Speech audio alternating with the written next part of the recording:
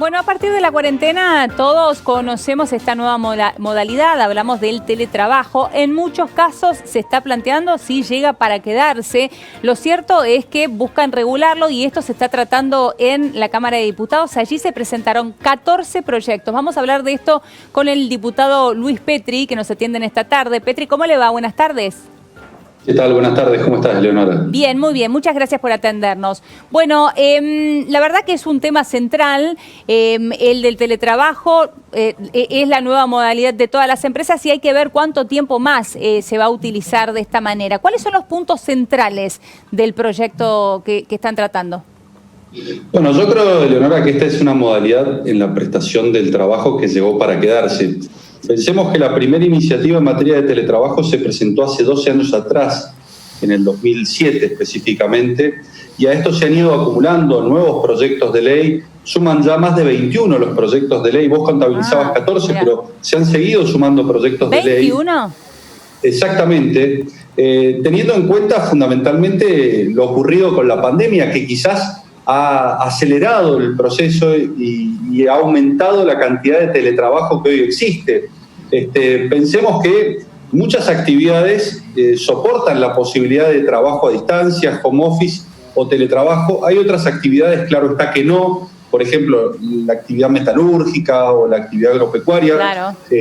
Tiene sus complejidades y sus complicaciones a la hora de, por ejemplo, posibilitar la prestación a distancia en el domicilio del trabajador, pero hay otras actividades más administrativas fundamentalmente que pueden ser dada la prestación del servicio en el domicilio del trabajador. Y esto presenta nuevos desafíos que necesariamente tienen que ser regulados para, por un lado, garantizar los derechos del trabajador y, por otro lado, promover y promocionar este tipo de trabajo que, sin lugar a dudas, es auspicioso, fundamentalmente en épocas de pandemia como la que estamos viviendo, pero donde es necesario, por un lado, garantizar la igualdad de trato, a donde además es necesario que esto sea voluntario, que sea pactado entre trabajador y empleador, y en cualquier momento esta situación pueda ser revisable, en donde se prevea, por ejemplo, la compensación. El voluntariado, perdón, Petri, ¿el voluntariado queda de manos del trabajador?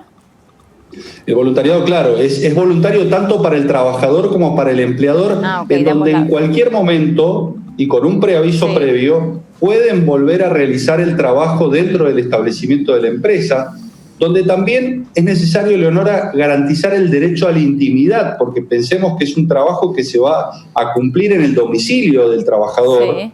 Y en donde tenemos que establecer determinadas formas de monitoreo y control que no sean invasivas de esa intimidad. Y otra de las, Petri, perdón, y otra de las quejas recurrentes que hoy uno escucha es que no hay un límite horario cuando se trata de teletrabajo, ¿no?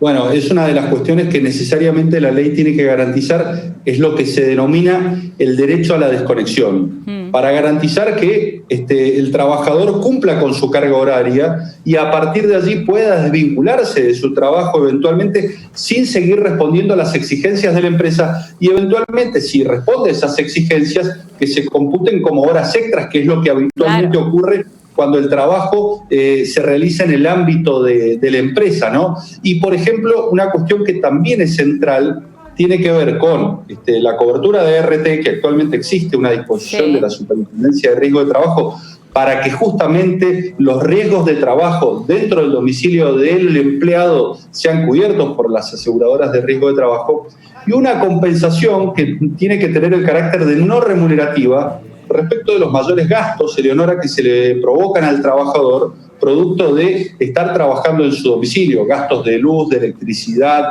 gastos de computadora, eventualmente cuando no las provee el empleador. Internet, exactamente, o eventualmente la silla donde está apostado trabajando. Todas estas cuestiones nos parece que son imprescindibles que las regule la ley, que establezca un piso mínimo y que posteriormente, actividad por actividad, de acuerdo a los convenios colectivos, se vayan pactando las distintas particularidades de cada una de las modalidades laborales. Petri, aquí se suma Martín Rodríguez Yebra que le quiere hacer una pregunta. Sí, buenas tardes. Petri, quería preguntarle si hay consenso político ya para tratar esta ley, si las posiciones entre los distintos bloques en este caso están más o menos cerca como para poder avanzar con una ley que se pueda efectivizar pronto. Yo creo que hay un núcleo de coincidencias básicas, lo que yo mencionaba de la reversibilidad, de la igualdad de trato, de la voluntariedad, de la compensación. Después, creo que todavía resta por definir algunas cuestiones como son, por ejemplo, la injerencia de los sindicatos y si es necesaria, por ejemplo, la aprobación previa y el control permanente de las organizaciones gremiales. Que todos consideramos que tienen que estar presentes. Ahora, la intensidad de esa presencia a la hora de permitir o no eventualmente que la modalidad del teletrabajo se pueda producir dentro de una determinada prestación laboral es lo que resta definir, pero sin lugar a dudas hay un núcleo de coincidencias básicas de todos los proyectos que se han presentado que van en esta dirección.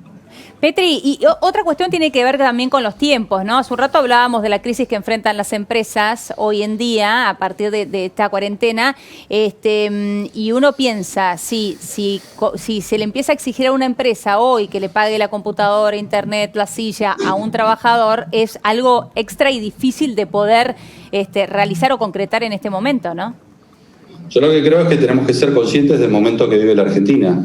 Se acaban de perder 100.000 puestos de trabajo producto de la pandemia y necesariamente nosotros tenemos que generar una ley marco que establezca pisos mínimos que necesariamente tienen que ser respetados, pero que no sea un obstáculo ni a la generación de empleo ni a la posibilidad de que la prestación se cumpla de manera telemática a través del teletrabajo. Digo, garantizar derechos sí, promocionar el empleo también, pero no generar obstáculos en momentos de extrema dificultad, tanto para la generación de puestos de trabajo como para la conservación de las empresas, ¿no?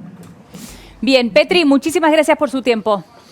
Gracias a ustedes. Un abrazo. Hasta luego, hasta allí Luis Petri, diputado de la UCR.